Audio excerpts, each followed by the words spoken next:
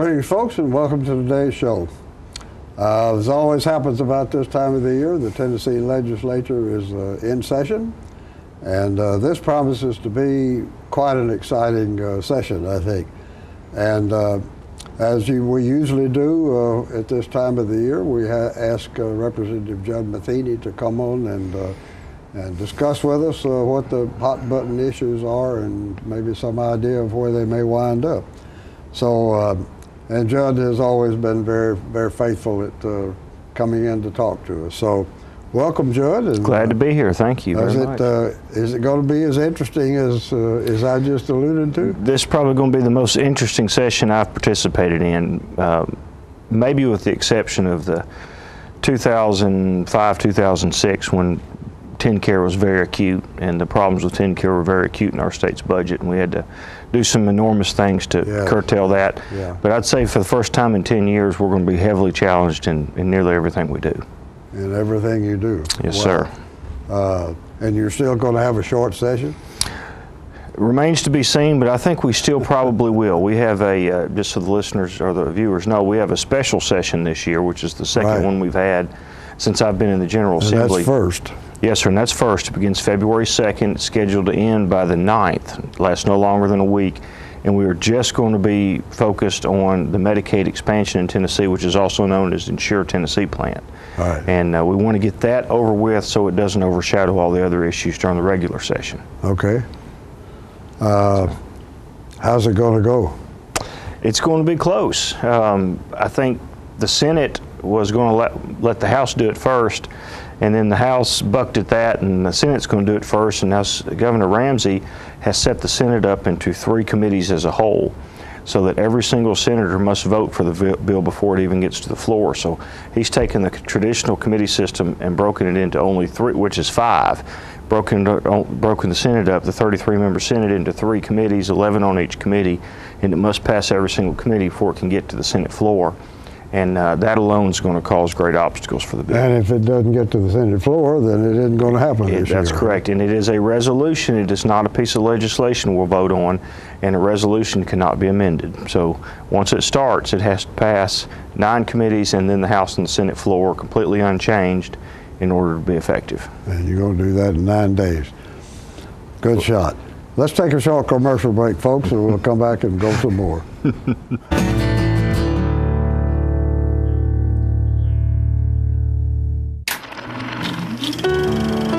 You made the time and the sacrifice to broaden their horizons, to see their smiles, but mostly to make lifelong memories. We think it's time to do it again, just the 2 of you. Don't let illness or injury slow you down. The rehab team at Life Care Center of Tullahoma is ready to help you live well. Let the Smokehouse be your mountain getaway destination in beautiful Monteagle, Tennessee. Enjoy our cabins, restaurant, and old general store. Shop thesmokehouse.com featuring homemade barbecue sauces, jellies, and many other fine Tennessee products.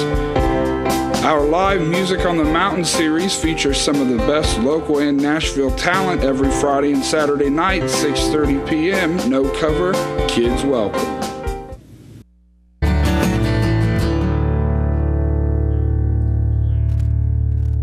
We're talking today, folks, with Representative Judd Matheny, and we want to catch up on what the legislature is about this year. They're just kicking off. Judd, there's been some juggling going on in assignments. I noticed you dropped off of the as the chair of the Government Operations Committee, so where are you? Well, I went to the papers love to zing me, and inherently newspaper reporters are pretty lazy. And so they automatically think that Speaker and I have a problem. But to be very honest, now the Speaker, Harwell, and I have had our differences in the past, but they're just over things we disagree on. They're not personality issues. And for the last couple of years, we've gotten along very well. And I've enjoyed my time at Government Operations, but it wasn't a particularly challenging committee. It's not a real binding committee, and I asked to come off of it in order to be involved in the front line on several other issues. And she asked me 3 different times, was I sure? And she said, you know, people may think that I'm upset with you because of this. And I said, that's fine. I'll defend you. And I will say that it was my choice. but I wanted to be on the two most, what I believe will be the active committees in the next 2 years in the General Assembly, based on economic and health-related issues coming through. And I was placed on the Health Committee and placed on the Insurance and Banking Committee. And I'm very proud to be there in both of those places, and it puts me in a position to be on the first two committees and the first subcommittee that the Insure Tennessee plan or the Medicaid expansion plan comes through. All right. Of course, that's not the only thing I'm going to be working on for 2 years, but I'm very proud to be involved in that fight. Well, that issue, of course, is going to be hot button. It is hot button, and so are you? You want to speculate on where that issue is going to come out, his ability to expand the Medicaid program? I think right now I'll give it a 50-50 chance. I think the closer it gets to session, that's probably going to be closer to about 30% passage, 70% failure. The committees, the way they're set up in the House, and definitely now the way Lieutenant Governor Ramsey has set up the committee system in the Senate to hear the Insure Tennessee bill, it's going to make it very difficult to pass. And another thing that will make it difficult, not that it won't, and we all are going to have open minds, or most of us are, I definitely will. I've pledged to everyone I will have an open mind until it's time to vote, so I can get all the information. But we're going to have to make sure in my mind that there's a way for the state to be indemnified if we ever have to cut the rolls again, and that's my #1 concern. And it's very difficult to take away or to insulate any action from any potential suits in the future. So we've asked the Attorney General the best way, the best language that could be used to indemnify us if we ever have to cut the rolls again. Well, I'm not sure I understand that. The Insure Tennessee or Tennessee Insure, whichever it is, the program he set up, as I understand, was to be good for 2 years. It's to be and good then for to give you a fresh look at it. That's correct. But also, I know from past experience, what we're doing is we're expanding TennCare. That's basically what we're doing at the end of the day. TennCare is a program created by the executive under the McWhorter administration. It has been amended 24 times since then. The amendment that the governor seeks now is the 25th amendment to the TennCare waiver. And I was here when TennCare nearly bankrupted this state in the past. And the main reason we almost became bankrupt is because when we identified signals that were showing that the program was unsustainable and began to try to make changes, the ACLU and the Tennessee Center for Justice and many, many other lawsuits bogged us down for 4 years and cost us hundreds and hundreds of millions of dollars in operating funds that should have gone into other avenues of the state. All the state reserve funds except one were rated to pay for TennCare expenses between 2004 and 2007. Just to put it into perspective, TDOT lost several hundred millions of dollars just in operating revenue and all of their reserves. We went from being a proactive construction state on our roads to becoming a reactive maintenance only state because of the expansion of TennCare. And it was because of our inability to control the program once it was out of the gate. I've been around long enough, and I know with your law background, you know, it's very difficult to, once you put somebody on a program and their life depends on the medications and the treatments that that program gives them, for you just to say, well, tomorrow at midnight it's over. Sounds cruel. Well, it's also, it's very difficult to do in the court systems. And so we want to make sure that we're not walking back down that path. And well, how do you do that? When you say you want to be sure you can be indemnified, who's going to indemnify you? Well, we just want to make sure the language in our amendment allows us the ability to make cuts and make changes without being or having our flanks so exposed to lawsuits. So that's what we're doing now, is seeking that language. Okay. And Senator, I wrote an editorial, went out statewide that had that point in it. Senator Randy McNally, the chairman of the Finance Committee in the Senate, has asked for an AG's opinion and for the proper language to go into the resolution to indemnify us. Now, there's a lot of other concerns out there, but that seems to be the biggest one, is making sure that when the federal government, we all in our hearts believe that the federal government is going to renege on its promise to pay us at some point in the future. And you know, I'll back this up by saying the numbers just came out a couple weeks ago that Tennessee is the #3 most dependent state on federal assistance in the union. It only stands to reason that once the federal government begins to have to cut money, which is inevitable one day, that Tennessee is going to be the first to feel the biggest pinch. So we've got to be very careful about how much we expose ourselves to just federal dollars that are coming in for state programs. Well, I kind of wondered about that. The way if this is part of the general Obamacare expansion, then for 2 or 3 years they were picking up 100% of the money, and then it went to 90. Yes. And theoretically, they're supposed to pick up 90 forever, or till some lengthy period. Until they change the law. Yeah, and so what you're trying to do is protect yourself against the fact that they may renege on that. Correct. Yes, sir. Are you not that concerned about the 10% we'd have to pick up in 2016? I'm not, because the Tennessee Hospital Association has said they'll make up that 10%, and I believe them just due to the fact that they have taxed themselves the last several years when we did not agree to expand Obamacare. They taxed themselves in order to draw down additional federal dollars so that they wouldn't lose those monies. So the Hospital Association has been very proactive, but we still can't in perpetuity expect one organization to pick up 10% of a federal program that's not a state agency where we have control over it. At any time they could walk away from that. Yeah. So okay. It could be a potentially perilous situation. All right. Well, all right. That sounds like it ought to be pretty interesting. Yes, sir. Let's talk about education. The governor, I think in his inauguration speech or State of the Union, whatever that was supposed to be, State of the State, he said every governor for the last 100 years has been going to improve education, and yet we still wind up down at the bottom of the totem pole in the U.S. In education performance. So the question is, how do we dig ourselves out of that? Now, Common Core has been introduced in 2010. It seems to be contributing to improvement. The test scores have gone up a little better than I think anybody expected. And so the question is, what's going to happen with respect to the standards, whatever we call them, and and of course there needs to be a test developed that goes along with those standards, and that I think that contract has been let. In other words, there's a test in development, is it not? Yeah, and that contract was not supposed to be let according to the spirit of our conversation with the governor last September. So we're going to have a little bit of heartburn with that also.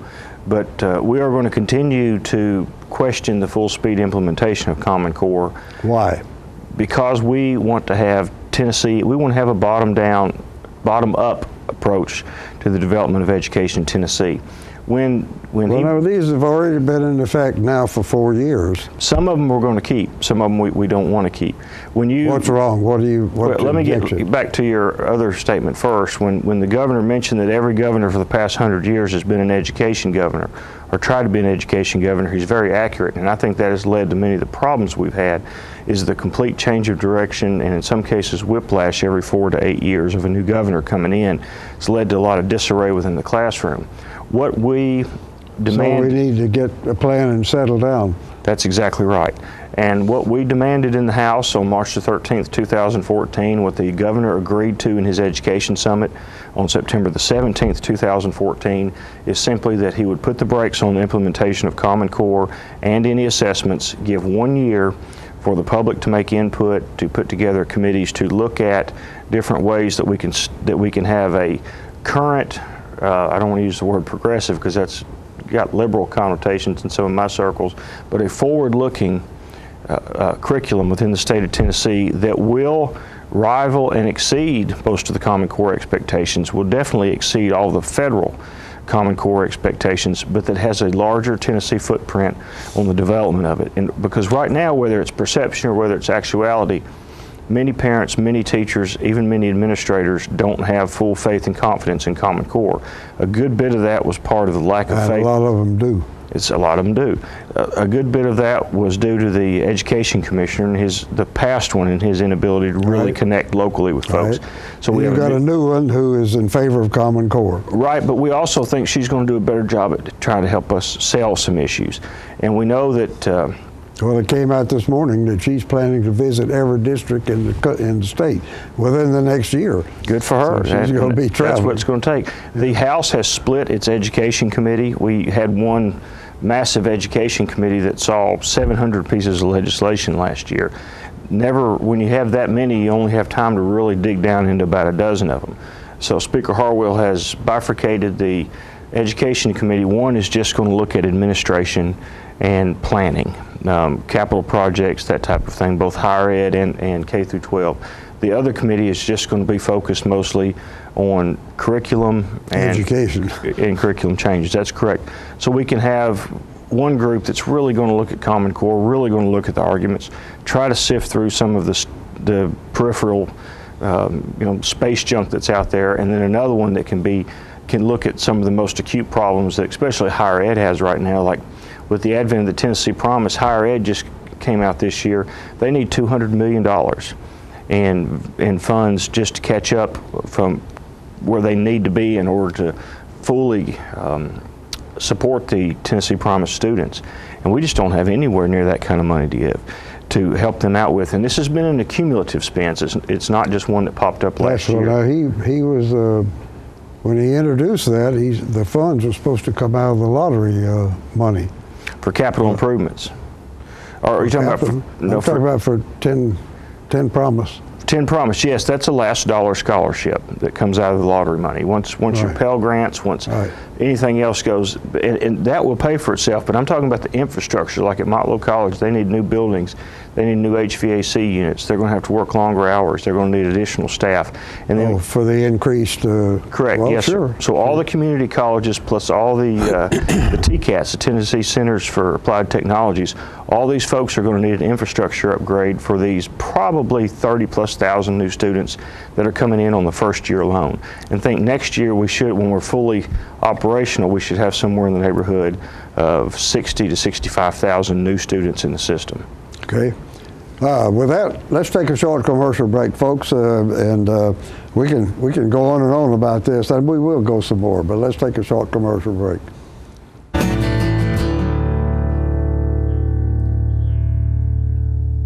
At the time, maybe you were just building a bridge, a business, or a community.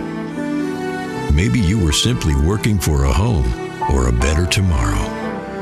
At the time, you served out of duty and love of country. But in that time, we see a legacy created, an American dream lived. The rehab team at Life Care Center of Tullahoma is ready to help you live well. The Russell Barnett Automotive family would like to wish you and yours a very Merry Christmas and a Happy New Year. For the past 34 years, we've proudly served you in the new and pre-owned automotive industry. We look forward to serving you many years to come. We have over 1,000 vehicles to choose from at russellbarnett.com. That's Russell Barnett Chrysler, Dodge, Jeep, Ram, Chevrolet, GMC, and Ford of Winchester, and Russell Barnett Ford and Kia of Tullahoma. That's russellbarnett.com. And remember, why buy anywhere else? I'm meteorologist Leland Statham from the News Channel 5 Weather Center. Look to Jim Fuller and crew for local news night here on Channel 6.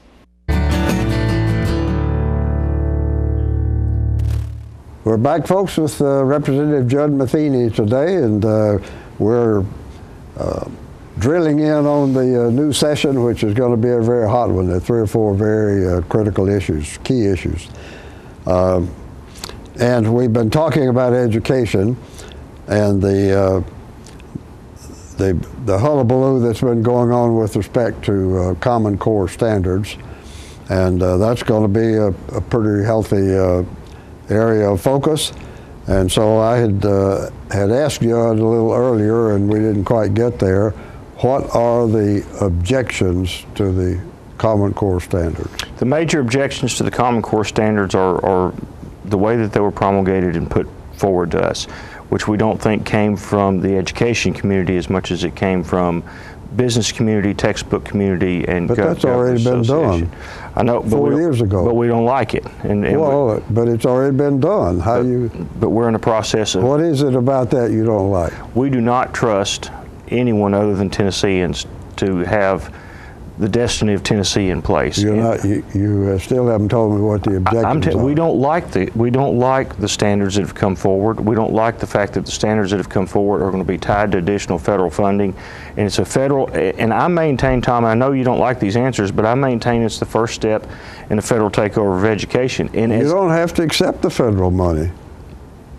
But then we have to have a separate set. There's no sense in adopting those standards and then not accepting the federal money. Why? Why? Because we don't have any faith and confidence in the standards. I'm telling you, the whole reason the governor held the Education Summit on September 17th and announced that he was going to revamp how we adopt these standards and what the assessments are going to look like is because he realizes there's a confidence problem in the state of Tennessee with those. And we just, and I'll jump ahead to the president's remarks a week ago. The free community college nationwide, that is an absolute takeover. Well, of community college, but it fits in the same system. Anybody that's going to stand up and say, I want community college to be free for everybody, and I'm going to raise $60 billion in federal money to pay for it, the same MO is taking place in K through 12 education. I'll agree with you. That one shouldn't get off the ground. But Common Core is the nose under the tent to go in there also. No. Like I say, if you don't like the federal money, don't take it. Well, but that's really got nothing to do with the standards. And we have had good results out of them, and I know there's criticism, but I have a hard time hearing exactly what it is, and I do hear quite a number of favorable comments. It is, we're putting on the teachers and the students higher expectations, and the ability to think rather than just do things by rote. And we want our students to be able to think, but we also want the economies in this state or the education systems in this state and in other portions of the nation to have more of a regional touch than a national one-size-fits-all touch, which is where Common Core is eventually going to lead us to. This state has agrarian areas, it has highly industrial areas, it has high-tech areas, it has and this country has so many different cultures and so many different backgrounds and so many different modes of economy that we're going to have more authorship on the local level of our educational systems. And that's just the way we feel. And I'm confident that the vast majority, even the state Senate now, who was very much in favor of Common Core, they've come out completely against it now. And to taking the best part of the Common Core initiatives that we have brought forward already and implemented, maintaining those and building from those and getting buy-in from Tennesseans before we officially adopt them. If those represent 90% of the Common Core implementation, then so be it. If they only represent 60% with 40% new, then so be it. But we have a serious confidence problem in this state, whether it's real or whether it's perceived, with the State Department of Education and what they're trying to do. And that's got to be cleaned up. The question comes down to who's in the best position to decide what the standards ought to be. Well, we're just about going to run out of time. Let's talk about the gasoline tax. Okay. The roads are badly in need of some money. The tax hasn't been raised in umpteen years, either at the state or the federal level. Right now, with a decrease in the price as a result of the oil surplus, seems like a good time to try to raise some money. And you label it a tax, and that automatically has a negative effect. It's really a user fee. The folks that use the roads ought to have a chance to pay for it. And that I think is where we will gravitate more as this conversation matures about a gas tax. I don't know how far we'll get with it this year. I do know that the transportation committees are gearing up to be able to start hearing these arguments. But there are electric cars, there's alternative fuel vehicles, there's some people that just don't pay any taxes on the road, so that has to be equalized somewhat. You have much more fuel efficient cars now, which means less gasoline is being purchased, but you have more on the road, which means more gasoline is being purchased. So all these numbers have to come out. Plus you've had many of our, up to 15% in many areas of our highway funds have gone to non-motor transportation issues, such as greenways, sidewalks, nature trails, those types of things, utility relocations in local projects. All of these things have taken away from from our budget, so we have to figure out where those things are going to land. Where are those things going to land? Plus, I don't want people to forget that we had almost $1 billion in reserves and operating funds that were taken away from our highway department because of the very thing that you and I opened today's talk with, Medicaid expansion. And we do not want to go back into that situation. We went, anybody that remembers, especially the truck drivers out there, the road construction folks, up to 2002, 2003, Tennessee was the had the number one roads in the union. We were building new roads. We were building the 840 loop all the way around Nashville. TennCare crushed that. It took our reserves, took our operating capital, suspended 840, and then put the northern loop of 840 completely on hold. All these huge projects like you see today going from Tullahoma to Shelbyville, we can't even conceive a $150 or $200 million project like that, because that would take up our entire operating budget almost right now just for maintenance. So we have lost much of our springboard to be able to move forward on. So we've got to make sure that government fixes the way it does things before we give government more money just to simply fill a hole. And that's, to me, is where the argument needs to be. Guess what? We've run out of time, folks. We're going to have to take a short break and wrap up.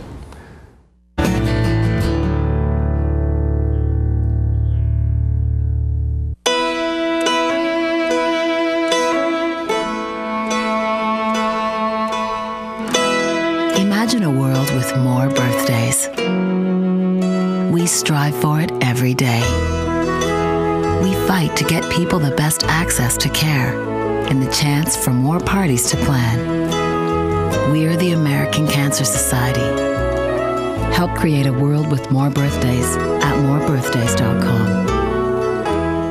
Get your news first, fast, and free with your news leader on 6 every Tuesday, Thursday, and Saturday nights at 6, 8, and 10 p.m. Local weather, sports, community calendar events, and a comprehensive look at the latest news stories and news makers as only a video news broadcast can do. Get it first, fast, and free with News Leader on Channel 6, your local information network.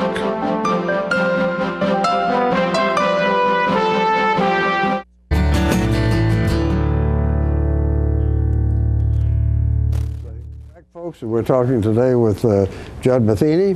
The incoming legislative session is going to be real interesting with some hot button issues. And Judd, is there a punch word you'd like to say to the folks out there? A punch word. Come up and visit. We start February 2nd. I'm going to have a lot of kids job shadowing me this year, a lot of adults coming out to help. If anybody would like to spend a day at the Capitol or an hour or two and see what really happens in these committees, see what happens on the House floor, you need simply to call my office, 615-741-7448, and we'll accommodate you. And it's going to be a tough, long session. It's questionable if we'll get out the end of April, but we're sure going to try. Maybe, Tom, I could come back and we do this show again in mid to late March, and we're going to have, by then the special session's over, we're going to know where all the bills are at that time and exactly what's going on. But I appreciate the opportunity to serve. Oh, and one final thing, March the 17th is the 13th annual Coffee County Day on the Hill. And we will have lots of food up there and lots of interest from Tullahoma and Manchester and the county area displayed at the Capitol, and all citizens of Coffee County are invited to come up and meet for free and spend the day at the Capitol. Thanks for joining us today, Judd, and give us your views. You're going to be busy. Thank you, folks, for joining us, inviting us into your parlor, and we will see you next time.